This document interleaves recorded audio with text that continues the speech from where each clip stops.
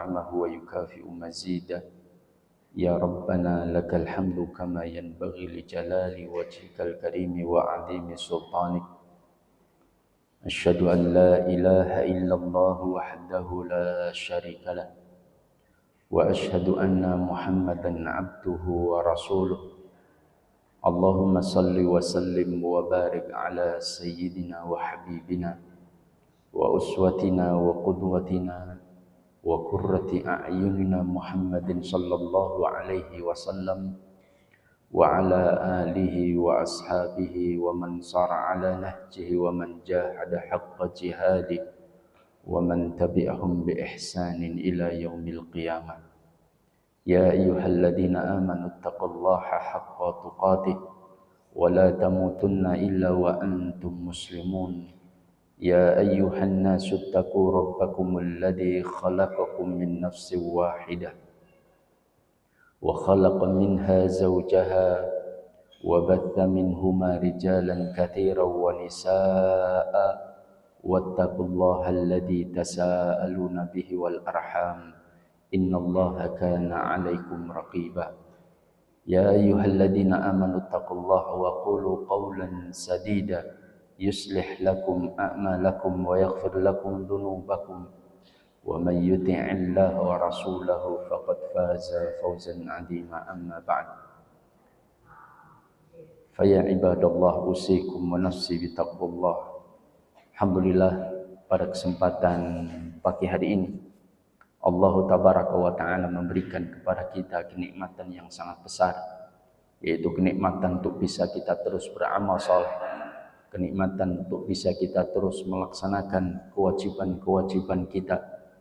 Dan salah satu kenikmatan di pagi hari ini adalah kita bisa duduk di majelis ilmu di pagi hari ini, karena keutamaan bagaimana orang-orang yang mencari ilmu di pagi atau sore hari datang dengan niat karena Allah Tabaraka wa Ta'ala, maka insyaallah akan mendapatkan pahala yang besar. Dalam satu riwayat disebutkan pendapat para ulama sebagaimana ia mendapatkan pahala haji. Maka ma'asyiral muslimin rahimani wa rahimakumullah, begitu besar pahala-pahala yang Allah Subhanahu wa Ta'ala janjikan kepada kita. Meskipun banyak di antara hamba-hamba Allah tidak semangat di dalam meraih pahala-pahala tersebut, tidak semangat di dalam menempuh untuk mendapatkan ganjaran dari sisi Allah Tabaraka wa Ta'ala.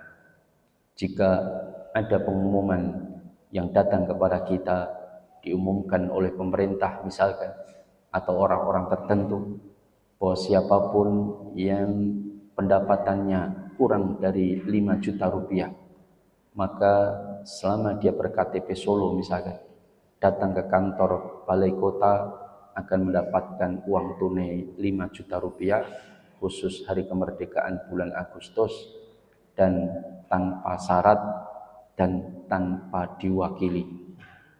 Kira-kira yang stroke, lempoh, diabetes datang atau tidak? Datang atau tidak? Datang.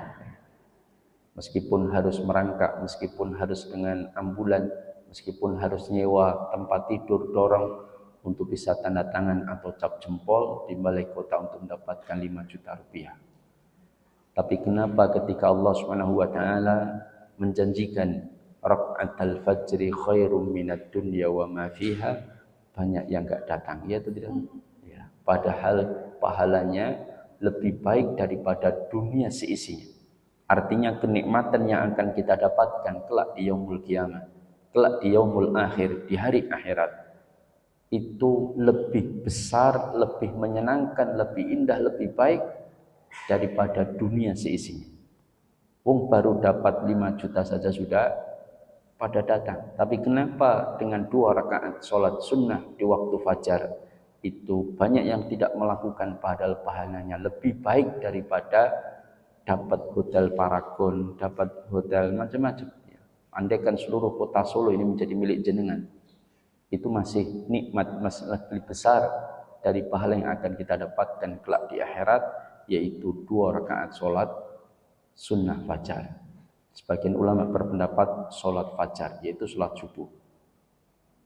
Tetapi yang jelas, bagaimana pahala-pahala yang besar ini banyak di antara kaum muslimin yang kurang bersemangat. Contoh yang lain yang sering terjadi adalah ketika orang tua punya kemampuan untuk berhaji. Ketika seseorang punya kemampuan untuk berhaji, tetapi ia tunda-tunda, ia lebih memilih untuk uangnya dibelikan kapling tanah lagi, dibelikan rumah lagi. Untuk apa? Untuk anak-anak mereka. Padahal memberikan tanah atau rumah untuk anak-anaknya wajib atau tidak? Tidak. Kalau haji wajib atau tidak? Wajib ketika dia mampu. Sekarang dia punya kemampuan. Kenapa lebih memilih untuk membelikan tanah, rumah untuk anak daripada dia berangkat ibadah haji? Padahal memberikan rumah, tanah itu tidak wajib. Tetapi ibadah haji itu wajib ketika dia punya kemampuan. Maka jamaah dimuliakan Allah, saya pernah menasihati orang, dia sudah punya rumah, punya pekerjaan, meskipun pas-pasan, tapi dia dapat hibah rumah dari hibah tanah dari orang tuanya, dari bapaknya 300 meter. Dan setelah dihibahkan, ternyata ada yang nawar tanah itu 650 juta. Ini tahun 2012-2013 kalau nggak salah ingat. 650 juta. Saya sarankan sudah dijual saja untuk berangkat haji. Furoda bisa berangkat langsung, plus cuma nunggu 1 tahun, 2 tahun waktu itu, dan lebih murah ya.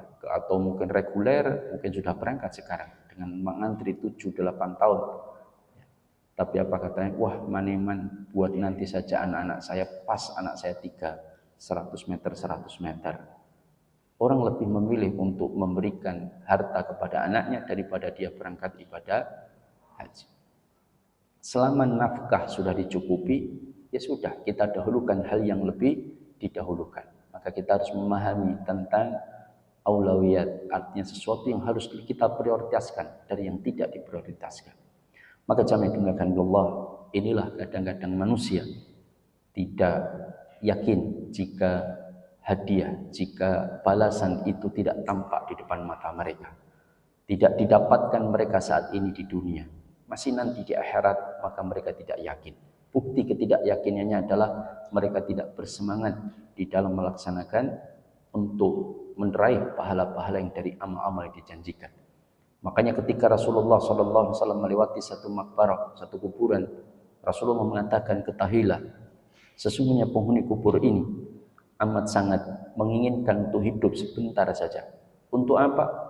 Untuk bisa melaksanakan 2 rakaat.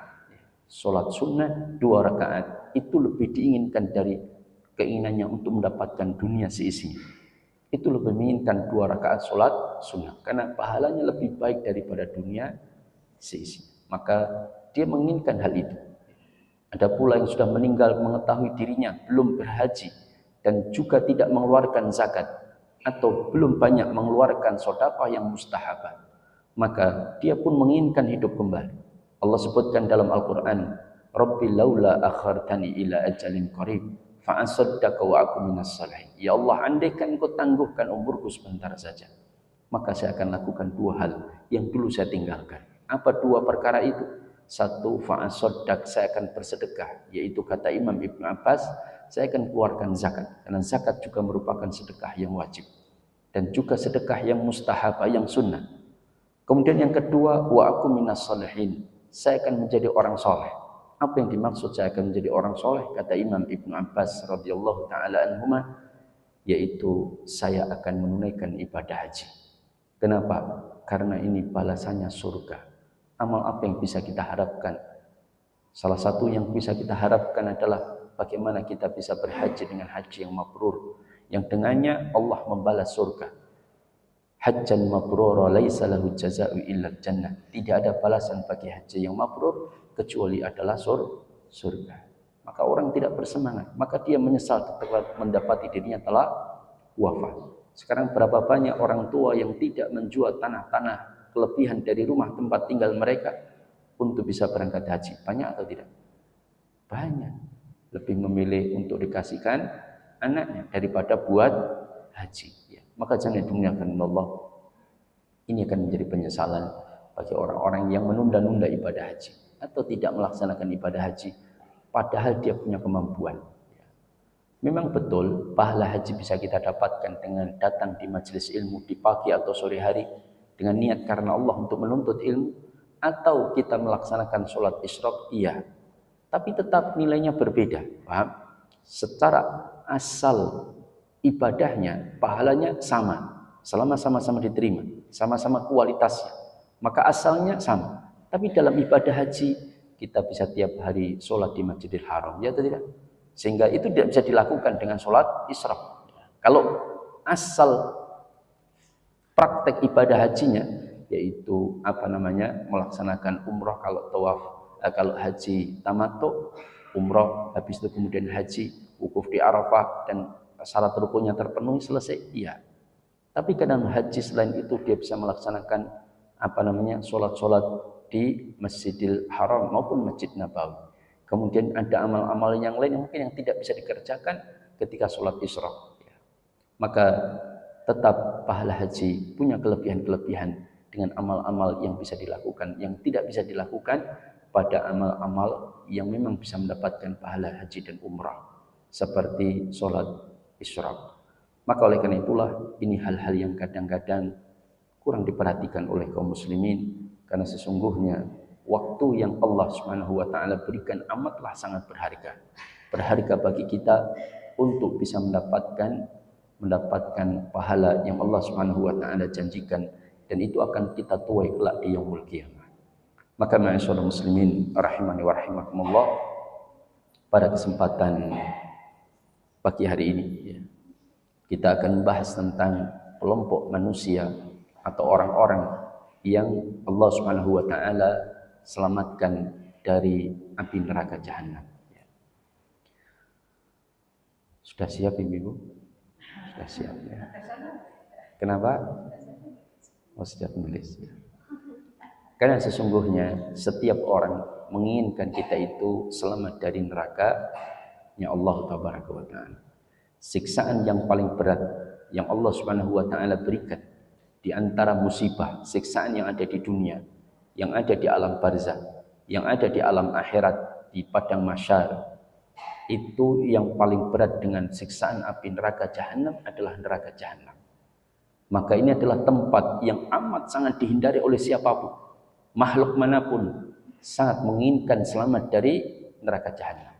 Sehingga orang-orang kafir yang mereka mungkin telah diadab di alam barzakh, yang mungkin telah diadab di alam dunia, tetapi mereka sangat menginginkan mereka tidak diadab di neraka jahanam.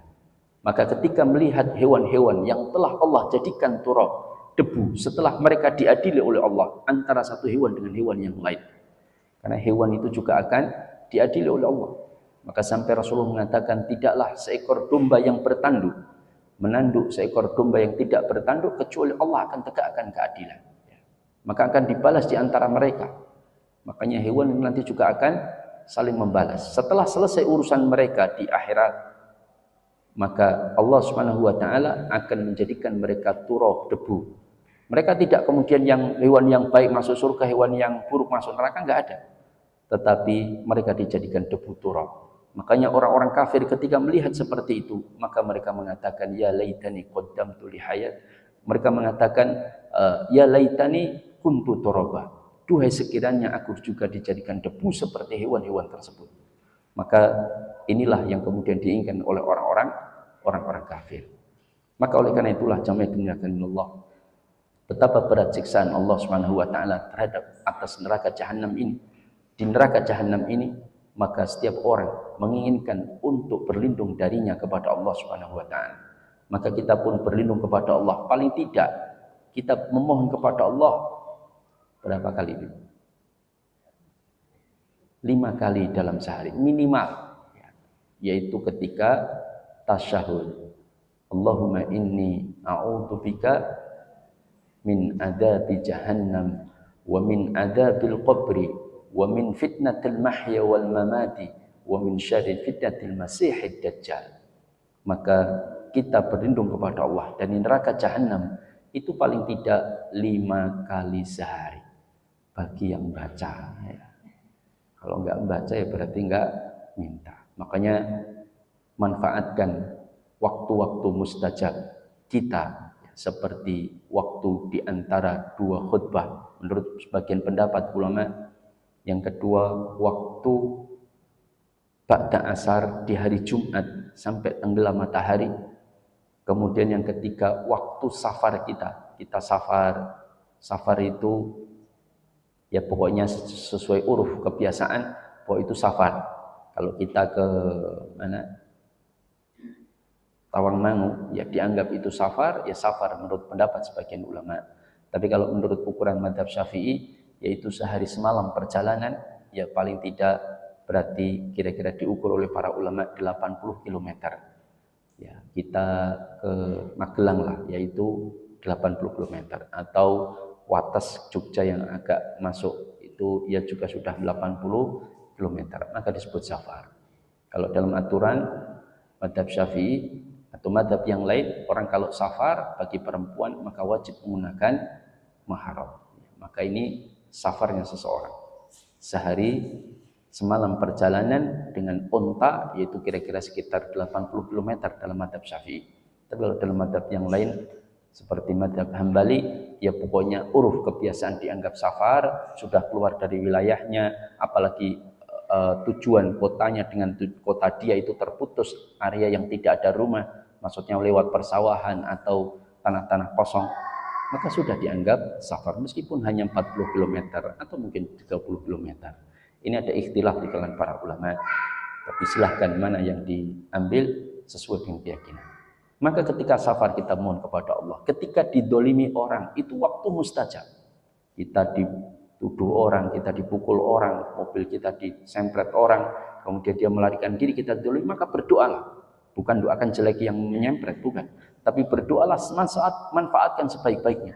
Karena saat itulah waktu yang mustajab. Terutama minta perlindungan kepada Allah agar dibebaskan dari neraka Jahannam. Allahumma inni a'udzubika min adzabi jahannam wa min adzabil qabri wa min fitnatil mahya wal mamati wa min syarri fitnatil masiihid dajjal. Doa ini tidak harus dibaca di tasyahud saja, mau baca di waktu-waktu mustajab silahkan, tidak mengapa. Maka jamaah dimuliakan Allah, maka ini hal yang amat sangat kita inginkan, terutama melakukan amalan-amalan yang bisa membebaskan kita dari neraka Jahannam. Yang pertama, bagaimana kita menjadi orang-orang yang diharamkan oleh Allah Subhanahu wa taala api neraka menyentuh kita. Yang pertama adalah mentauhidkan Allah Subhanahu wa taala dengan sesungguhnya, dengan sungguh-sungguh. Mentauhidkan Allah Subhanahu wa taala dengan sungguh-sungguh. Maka Rasulullah mengatakan, "Man qala la ilaha illallah dakhala al-jannah." Barang siapa yang mengucapkan kalimat tauhid la ilaha illallah dakhala al-jannah, maka dia akan masuk surga. Maka tentunya kalimat tauhid yang memiliki syarat.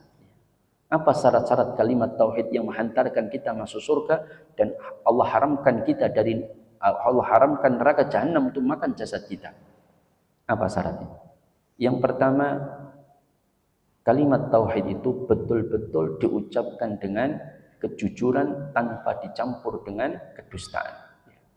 Kalimat tauhid itu betul-betul diucapkan dengan kejujuran tanpa dicampur dengan kedustaan. Apa maksud kejujuran itu? Tanpa dicampur dengan kedustaan. Apa maksudnya? Ada yang tahu? Contoh, ketika seseorang mengucapkan kalimat tauhid, dia masuk Islam, misalkan la ilaha illallah Muhammadur Rasulullah, berarti dia betul-betul menghambakan diri kepada Allah, tunduk patuh, dan dia disebut sebagai seorang muslim. Seorang muslim itu orang yang berpasrah diri kepada Allah, pasrah bongkoan kan bahasa kita ya. Maka ketika dia betul-betul memasrahkan diri kepada Allah, kalimat tauhid, dia mengucapkan kalimat tauhid, tidak ada sesembahan kecuali hanya Allah. Tapi ketika perbuatannya dia juga memberikan sesajian kepada kuburan, dia juga memberikan sesajian kepada perempatan, dia juga memberikan sesajian kepada Nyi Roro Lor misalkan. Kalau Solo Lor kan, ya. Kalau Jogja Kidul, ya. Wetan deh kalau Solo Wetan ya. Maka ya tentunya ini jelas tidak sesuai dengan kalimat yang dia ucapkan. Berarti kalimat tauhidnya tidak jujur. Atau dia mengucapkan la ilaha illallah tapi keimanannya tidak benar. Artinya dia juga beriman kepada yang lain atau keimanannya cuma pura-pura. Maka ini kalimat tauhid yang tidak bisa menghantarkan seseorang ke dalam surga. Maka kalimat tauhid itu ada syarat-syaratnya. Yang kedua syaratnya apa itu? Selain kejujuran yang tidak dicampur dengan kedustaan. Kalau yang pertama tadi termasuk orang yang mengucapkan kalimat tauhid, dia mungkin tegakkan sholat tapi tidak mau menunaikan zakat, maka itu termasuk keimanannya dusta. Kalimat tauhidnya dusta. Kenapa? Karena zakat itu merupakan bentuk sedekah. Sedekah dari kata shadiq, sidqun artinya jujur. Berarti orang yang tidak mengeluarkan zakat maka imannya dusta kepada Allah Tabaraka wa Ta'ala. Karena dia mengatakan la ilaha illallah, saya pasrah kepadamu, tapi zakat enggak mau ditunaikan. Itu dusta imannya. Maka ini yang pertama. Yang kedua apa tadi? Oh, belum. Ya. Apa yang kedua? Adanya kecintaan yang tidak bercampur dengan kebencian. Makanya seorang muslim, kalau kita ingin kalimat tauhid kita menghantarkan diri kita ke surga dan mengharamkan neraka atas jasad kita, maka jadikan kalimat tauhid kita itu betul-betul penuh dengan kecintaan kita kepada Allah. Tidak boleh ada sedikit pun kebencian kita kepada Allah Tabaraka wa Ta'ala. Karena tidak akan mungkin seseorang itu mampu merasakan nikmatnya, lezatnya ibadah kepada Allah, nikmatnya menjadi seorang muslim jika ada kebencian dia kepada Allah Tabaraka wa Ta'ala. Takdir apapun yang Allah tetapkan, haram hukumnya kita membenci Allah. Ya Allah, kenapa engkau wafatkan anakku? Ya Allah, kenapa engkau wafatkan suamiku? Kenapa enggak tetangga itu yang suaminya mabuk-mabuk? Kenapa enggak diwafatkan dia? Suami saya soleh, sayang sama saya, anak-anaknya masih kecil, kenapa diwafatkan? Ini namanya murka terhadap Allah Tabaraka. Tidak terima dengan takdir Allah. Sudah, kita muhasabah. Barangkali ini yang terbaik yang Allah tetapkan kepada diri kita. Mungkin dengan diwafatkan suami kita, istri kita, maka kita mungkin dengan keadaan yang berat, itulah cara Allah menggugurkan dosa-dosa kita. Bukankah Rasulullah mengatakan, siapapun yang diwafatkan pasangan hidupnya di dunia dan dia sabar dengan ketetapan Allah, maka tidak ada balasan kecuali surga. Makanya ini kesempatan. Mungkin Allah melihat amalnya sedikit, mungkin Allah melihat dosanya masih banyak, maka tidak ada hal yang paling bisa membuat dia mudah untuk masuk ke surga kecuali Allah wafatkan pasangan hidupnya. Bisa jadi seperti itu. Maka jamaah dimuliakan Allah, maka inilah cara. Tidak ada seorang mukmin, seorang muslim yang dia bisa meraih kebahagiaan dunia dan akhirat kecuali dengan syarat dia ridho dengan segala keputusan Allah Tabaraka wa Ta'ala. Maka mencintai Allah dan tidak mencampurkan dengan kebencian sedikit pun, itu syarat kalimat tauhid, itu menghantarkan dirinya ke dalam surga dan haram atas neraka itu menyentuhnya. Sudah bisa atau tidak? Ya, apa ya? Ya Allah, mau anak saya diberikan miskin kayak gini kan, misalkan kadang-kadang itu sudah tidak rela dengan takdir Allah Tabaraka wa Ta'ala. Kemudian yang ketiga, apa yang ketiga? Syarat kalimat tauhid yang menghantarkan kita surga dan menyelamatkan kita dari neraka jahanam. Apa ibu yang ketiga? Adanya penerimaan tanpa penolakan sedikit pun terhadap ketetapan Allah. Adanya penerimaan dan tidak ada penolakan sedikit pun atas ketetapan Allah Subhanahu wa Ta'ala. Hududullah, batasan-batasan Allah. Itu harus kita terima tanpa penolakan sedikit pun. Apapun itu bentuknya. Baik masuk logika kita atau tidak. Paham? Ustadz, kenapa sih yang punya hak untuk mentalak itu cuma suami? Kenapa istri nggak diberi? Coba kira-kira kalau istri diberi, apa yang terjadi? Suami sudah jadi duda semua. Ya tidak? Karena istri punya perasaan. Marah dikit, dah mas, tak cerai kowe kan, gitu kan? selesai cerai, besoknya bingung sendiri. Ya. Maka itu yang terjadi. Saya pernah diminta untuk menyelesaikan satu kasus dari mantan suami dan mantan istri. Jadi suami istri ini bercerai sudah 2 tahun lebih, dan cerainya sudah 3 kali. Dan cerainya sudah 3 kali, dan 3 kali itu sekaligus. Paham ya? 3 kali itu sekaligus. Ustadz yang bawa ada seseorang, saya nggak tahu wajahnya datang di sini atau tidak, ya. Tapi yang menceritakan kasusnya sebagai sebuah pelajaran. Nah, datang beliau kepada saya, Ustadz, ini teman saya berdua ini mau rujuk, apakah memungkinkan? Lah kenapa nggak memungkinkan? Ceritanya begini, Ustadz, ini mantan suami ini sudah menceraikan 3 kali sekaligus. Apakah itu jatuh 3 kali sekaligus? Maka saya sampaikan, lah kenapa kok bisa jatuh 3 kali sekaligus? Begini Ustadz ceritanya, suaminya bercerita, mantan suami. Waktu itu kami tengkar. Ya. Terus istri bilang, "Wis mas, cerainan aku wae," kan gitu kan? Ya. Delalah suaminya, "Kowe tenan minta dicerai." "Wis iya cerai, rasah pisan, telu sisan," kan gitu kan? "Aku ora bakal balik karo kowe." Ya, maksudnya supaya perkataannya penginginkan cerai 3 kali sekaligus. "Betul kamu inginkan seperti itu?" "Betul, ya udah. Saya mau balik ke rumah bapak ibu saya. Saya nggak mau lagi kumpul sama." Akhirnya sudah, suaminya, "Ya sudah kalau begitu ini permintaanmu ya. Saya kabulkan permintaanmu, hari ini tak cerai kamu 3 kali sekaligus, kamu tak cerai. Selesai." Setelah selesai dicerai, pisahlah mereka. Ternyata golek ganti ora gampang. Maka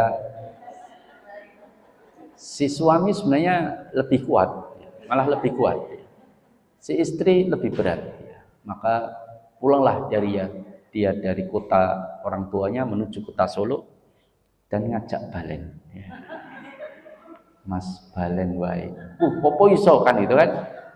Daerah tanya, maka saya sampaikan ada 2 pendapat memang. Sebagian para ulama mengatakan tidak bisa jatuh 3 kali sekaligus, cuma jatuh sekali. Tapi pendapat yang lebih rojih saya sampaikan, inilah pendapat yang saya ambil, bisa jatuh 3 kali sekaligus. Maka hati-hati. Kenapa kok bisa jatuh? Meskipun talak ini adalah talak bid'ah, paham? Talak bid'i, talak yang dibenci, tidak disukai, tapi secara hukum tetap jatuh. Ada talak bid'i yang dilakukan tetap jatuh, tapi tidak disukai atau sebenarnya dilarang. Apa? Satu, mentalak istri dalam keadaan haid, paham? Itu nggak boleh. Makanya nggak sembarangan. Siapa tahu ketika tengkar itu istri sedang haid, sedang temperamen, maka ketika terjadi percekcokan, suami marah mau menceraikan, jangan pada saat itu, paham? Harus ditunggu sampai dia selesai haidnya. Jadi mencerai itu nggak sembarangan, ibu-ibu. Jadi mau cerai tanya dulu, "Dek, kamu haid nggak?" Misalkan ya. Loh, iya harus seperti itu, betul ibu-ibu. "Dek, kamu haid nggak?" Misalkan dia sedang tengkar-tengkarnya, "Sudah, kamu haid nggak?" "Enggak, haid mas." "Sudah berapa? Kurang berapa hari?" "Ya kira-kira 3 hari lagi." "Ya sudah, nanti 3 hari lagi tak kasih keputusan," kan gitu kan? Ya, sudah. Ternyata 3 hari dia marah waktu itu, nunggu 3 hari. Siapa tahu 3 hari kemudian dilihat istrinya, "Jane-jane yo ayu," kan gitu kan? "Yo masake pinter, wis lah rasido." Kan bisa jadi ya atau tidak? Ini artinya Allah kasih ranah ruang waktu untuk mereka berpikir sama-sama. Yang kedua, mentalak istri dalam keadaan suci, tapi habis digauli. Itu nggak boleh. Paham? Misalkan ya. Kecuali kalau mereka suci, kemudian berkumpul bersama, kemudian terjadi perkara cerai, itu tidak ada masalah. Tapi kalau mereka tengkar, suami sudah niat mau mencerai ya atau tidak?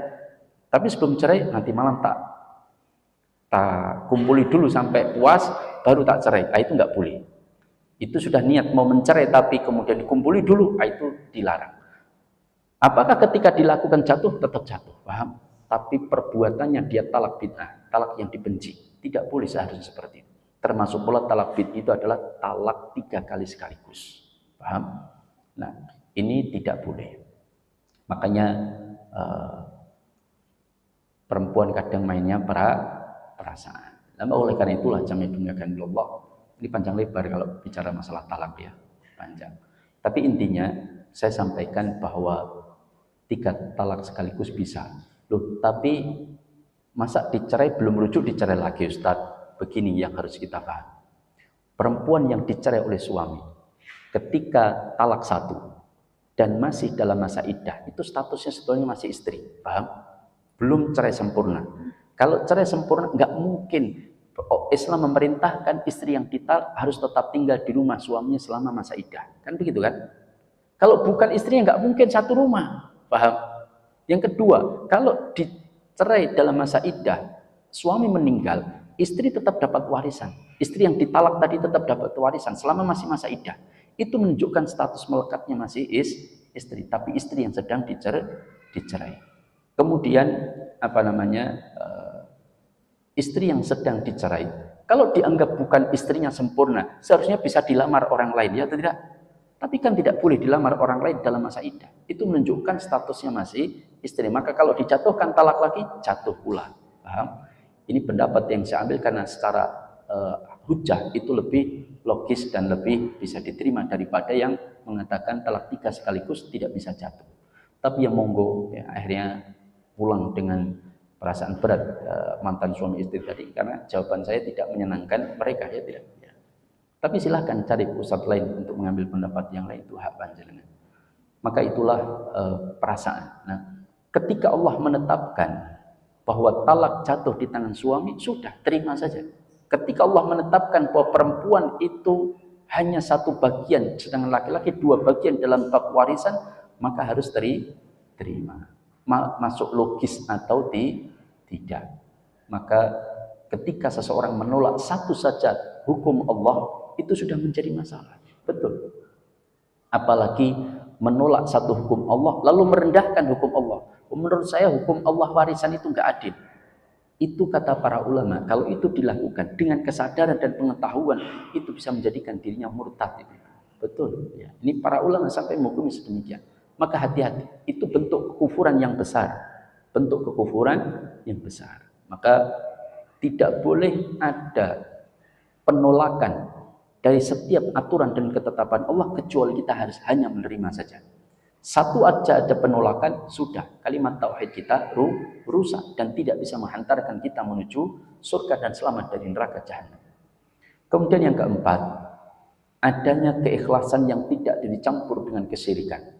Adanya keikhlasan yang tidak dicampur dengan kesyirikan. Inilah yang kemudian diriwayatkan oleh Imam Muslim, bahwa siapapun yang meninggal tidak didapatkan padanya kesyirikan sekecil apapun, maka Allah akan mendatanginya kelak di yaumul qiyamah dengan pengampunan sebanyak dosa itu pula yang dia miliki.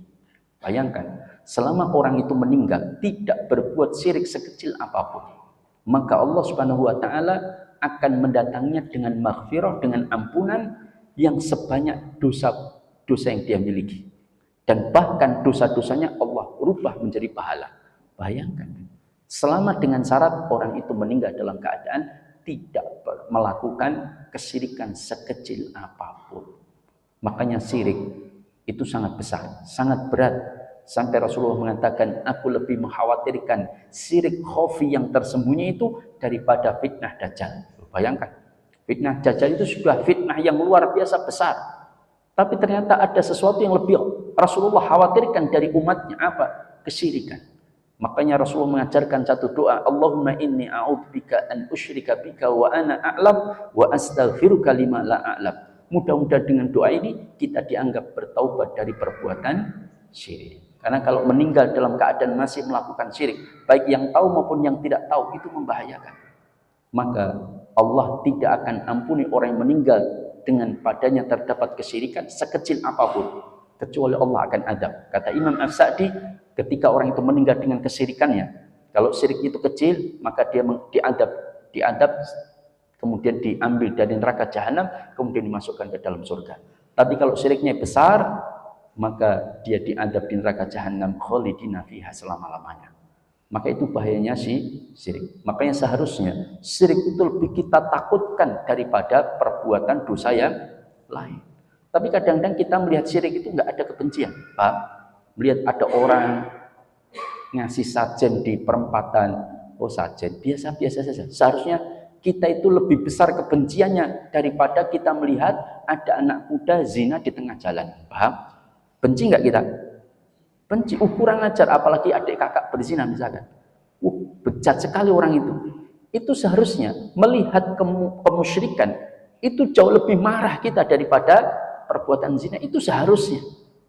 Kenapa? Karena ini mengambil haknya Allah. Paham? Dia melakukan bentuk kesyirikan. Ini enggak malah ikut meramaikan. Loh, saya jualan kacang godok Ustadz di acara pelepasan kerbau Kiai Slamet. Ya tidak.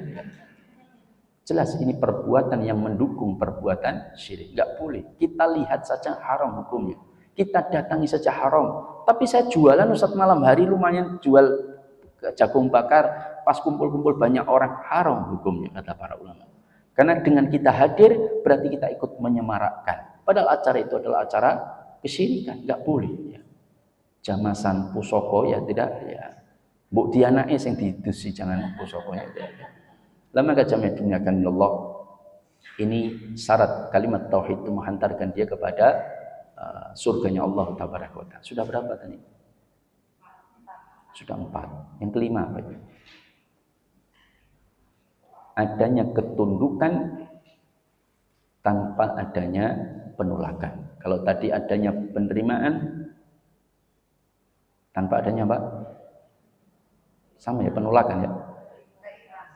Oke, ikhlasan. Yang kelima berarti adanya ketundukan tanpa adanya pembangkangan. Adanya ketundukan tanpa adanya pembangkangan. Tunduk kepada Allah tabaraka wa ta'ala. Inilah syarat-syarat kalimat tauhid yang akan menghantarkan kita kepada Allah. Dan yang terakhir syarat yang keberapa berarti?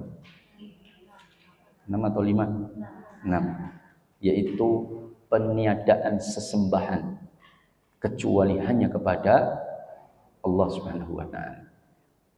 Peniadaan sesembahan kecuali hanya kepada Allah. Dan ingat, menyembah itu juga termasuk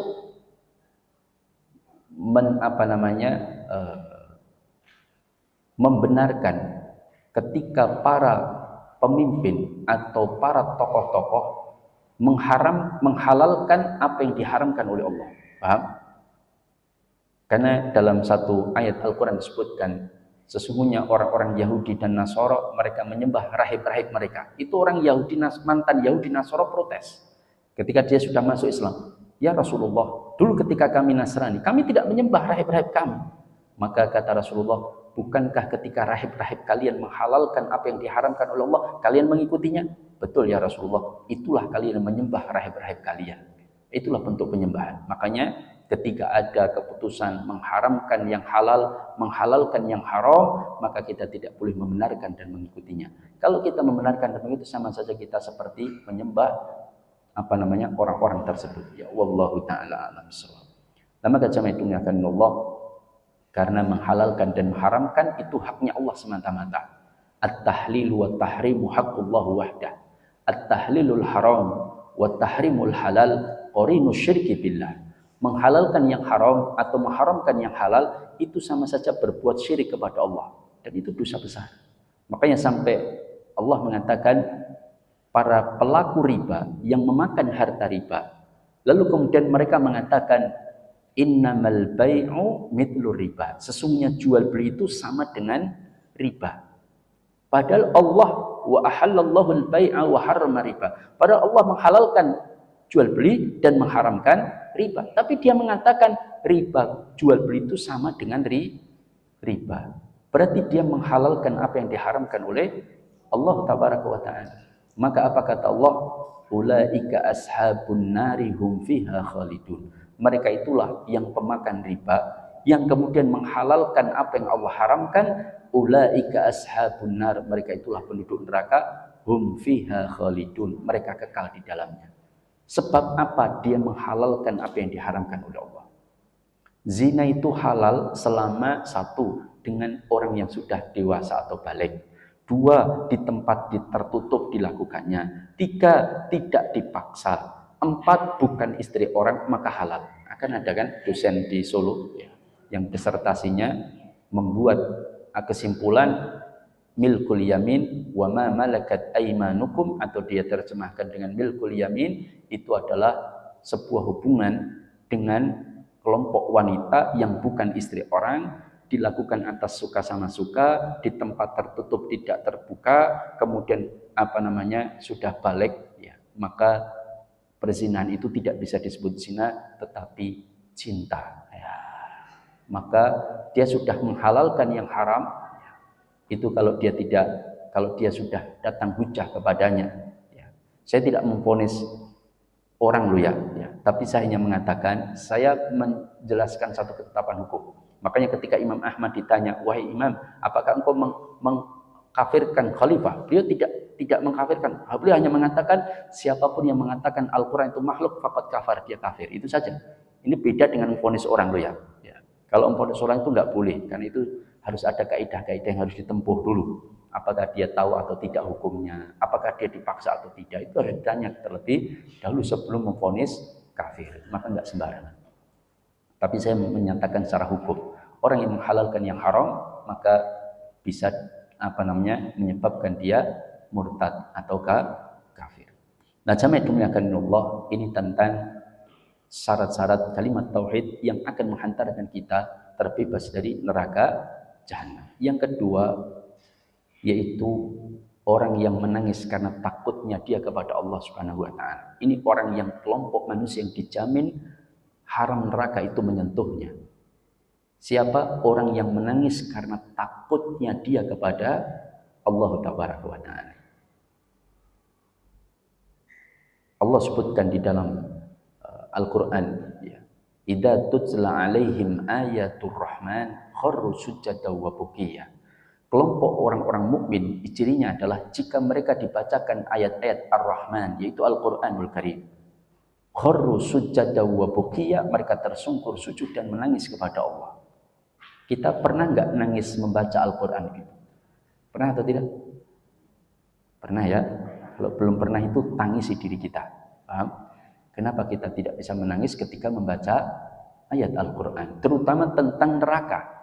Kita membaca hal ataka hadithul khasyiyah wujuhu yawma idzin khasyiyah, yang kita baca itu tanpa hari pembalasan. Atau kita mengatakan alhaakumut takatsur hatta zurtumul maqabir, kita tidak tergetar sedikit pun hati kita, tidak takut dengan azab Allah, dan kita tidak menangis, maka kata para ulama, tangisi diri kita, berarti hati kita sedang rusak. Kenapa? Karena sulit untuk menangis karena rasa takut kita kepada Allah Subhanahu wa ta'ala. Maka para ulama sampai menulis satu kitab tersendiri, judulnya Al-Buka'u min Khasyatillah. Menangis karena takutnya kepada Allah, dijamin oleh Allah masuk ke dalam surga dan bebas dari neraka Jahannam. Sampai Rasulullah mengatakan, la yalijun nar rajulun bakat min khasyatillah, tidak akan disentuh api neraka. Berarti dijamin atau tidak? Dijamin. Terbebas dari neraka Jahannam, tidak akan tersentuh dari api neraka. Rajulun bakat min khasyatillah, seseorang yang menangis karena takutnya dia kepada Allah. Maka sampai kelompok ini mendapatkan naungan dari Allah Subhanahu wa taala, kata Rasulullah, sab'atun yudhilluhumullahu fi dhillihi yauman dhilla illa dhilluh. 7 kelompok yang akan mendapatkan naungan dari Allah, yang tidak ada naungan pada hari itu kecuali naungan dari Allah. Siapa salah satu yang mendapatkan naungan Allah? Wa rajulun dzakarallahu khaliyan fafadat ainahu, yaitu seseorang yang dia berzikir, mengingat Allah dengan sholat malam, dengan zikir, dengan membaca Al-Quran di keheningan malam, di tempat yang sepi, fafadat ainahu, dan dia meneteskan air mata. Tapi habis itu enggak usah pasang status. Duhai indahnya bisa meneteskan air mata di keheningan malam. Itu sudah akan merusak amal kita. Kenapa? Karena nanti akan tumbuh ujub. Kalau sudah banyak like, banyak komen, itu akan merusak hati kita. Sudah tutupi rapat-rapat amal-amal yang telah kita kerjakan. Maka pandailah orang itu menutupi amalnya sebagaimana dia pandai menutupi aibnya. Ya atau tidak? Ya. Jangan ingat-ingatlah dosa-dosa kita, dan jangan banyak mengingat amal-amal kita, sehingga kita akan semangat dalam beramal karena merasa banyak dosa. Maka jamaah dimuliakan Allah, inilah orang yang akan dijamin oleh Rasulullah SAW terbebas dari neraka jahanam. Kata Rasulullah, ainani, dua mata, la tamassuhuman nar, tidak akan disentuh oleh api neraka. Ainun yang bakat min khasyatillah, mata yang menangis karena takutnya kepada Allah, wa ainun batat tahrusu fi sabilillah, dan mata yang berjaga-jaga di perbatasan dari medan pertempuran. Itulah dua mata yang tidak akan tersentuh api neraka. Salah satunya tadi adalah ainun bakat min khasyatillah, mata yang menangis karena Allah. Yang tidak disentuh tidak hanya matanya saja, paham? Oh, berarti yang tidak sentuh api neraka matanya saja, Ustaz. Tubuhnya, tangannya tersentuh api neraka, bukan. Disebut sebagian, maksudnya adalah keseluruhan. Maksudnya adalah jasadnya tidak akan disentuh api neraka. Ya, maka ini yang kemudian menjadi semangat bagi kita agar kita betul-betul menumbuhkan rasa takut kita kepada Allah Subhanahu wa taala. Bagaimana cara menumbuhkan rasa takut kita kepada Allah? Dengan kita mempelajari asma dan sifat Allah Subhanahu wa taala, maka kita akan tumbuh rasa takut kita kepada Allah, tumbuh kecintaan kita kepada Allah. Dan salah satu yang lain adalah dengan kita mempelajari tentang betapa dahsyatnya adab-adab Allah Subhanahu wa taala. Coba bayangkan, manusia yang paling nyaman di dunia, manusia yang paling bahagia di dunia, manusia yang paling nikmat di dunia, itu ketika dia menjadi penghuni neraka jahanam, dipanggil oleh Allah kelak di akhirat, itu dalam hadis disebutkan, maka mereka dicelupkan ke dalam neraka satu sibghah, satu celupan. Jadi kayak jenengan nyelupkan tempe menduan itu di adonan, celupkan, diangkat. Nah, itu dicelupkan di neraka jahanam, itu diangkat. Itu apa kata Rasulullah? Ketika Allah bertanya, apa yang kau rasakan ketika hidup di dunia? Apa kata dia? Wallahi, aku tidak merasakan kenikmatan apapun. Jadi satu celupan neraka jahanam itu bisa melupakan seluruh kenikmatan-kenikmatan yang pernah dia dapatkan. Jadi seluruh kenikmatan yang pernah dia dapatkan itu lupa semuanya dengan adab neraka jahanam. Itu menunjukkan betapa ngerinya adabnya Allah tabaraka wa ta'ala. Maka Allah sudah mengatakan, inna adabi lasyadid, sesungguhnya adabku itu lasyadid. Ini pakai kalimat lamut taukid, penegasan, betul-betul keras kata Allah. Bahkan dalam ayat lain juga disebutkan, inna adabi adaban alima, sesungguhnya adabku itu adab yang amat sangat pedih. Jadi adab neraka jahanam itu sempurna 100% pada psikis dan sempurna 100% pada fisik. Kalau di dunia ini adabnya lebih banyak fisik, ya atau tidak? Tapi kalau di alam barzah lebih banyak psikis, jiwa rohnya yang lebih diadab oleh Allah tabaraka wa ta'ala. Bagaimana tidak? Ditampakkan neraka jahanam itu ketika dia di alam barzah, sehingga dia mengatakan apa? Ya Allah, jangan kiamat, jangan kiamat, jangan kiamat. Kenapa?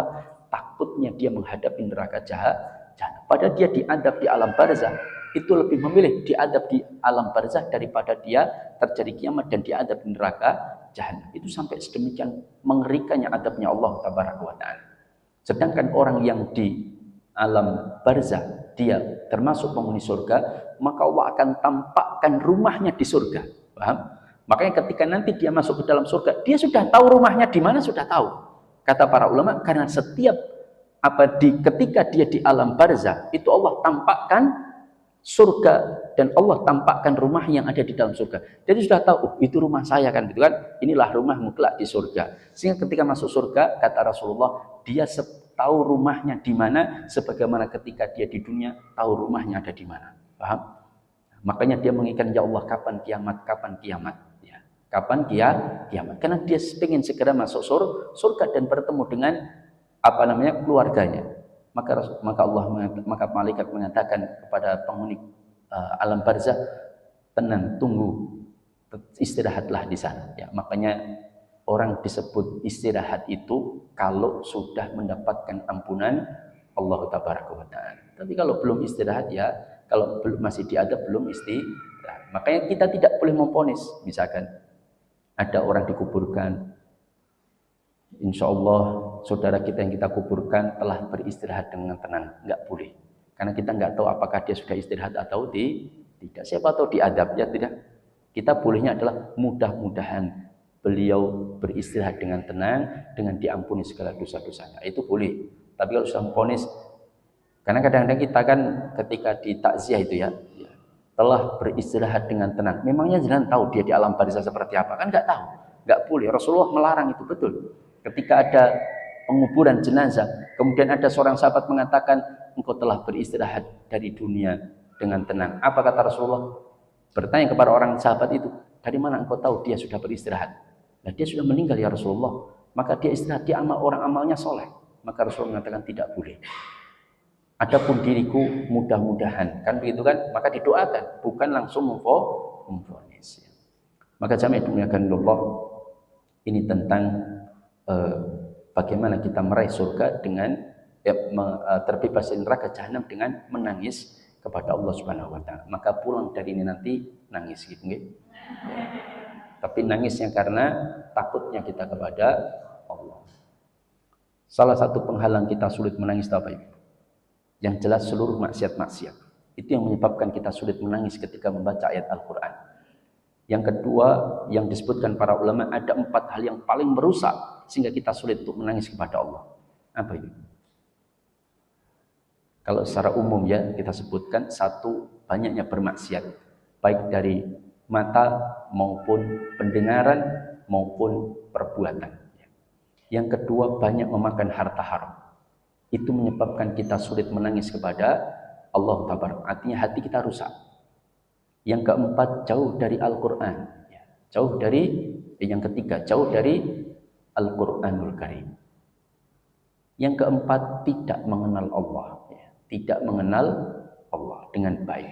Ini 4 hal yang membuat kita sulit menangis kepada Allah Taala. Banyaknya maksiat, banyaknya harta haram yang masuk dalam tubuh kita, kemudian jauh dari Al-Quran. Yang keempat, apa itu? Tidak mengenal Allah Taala.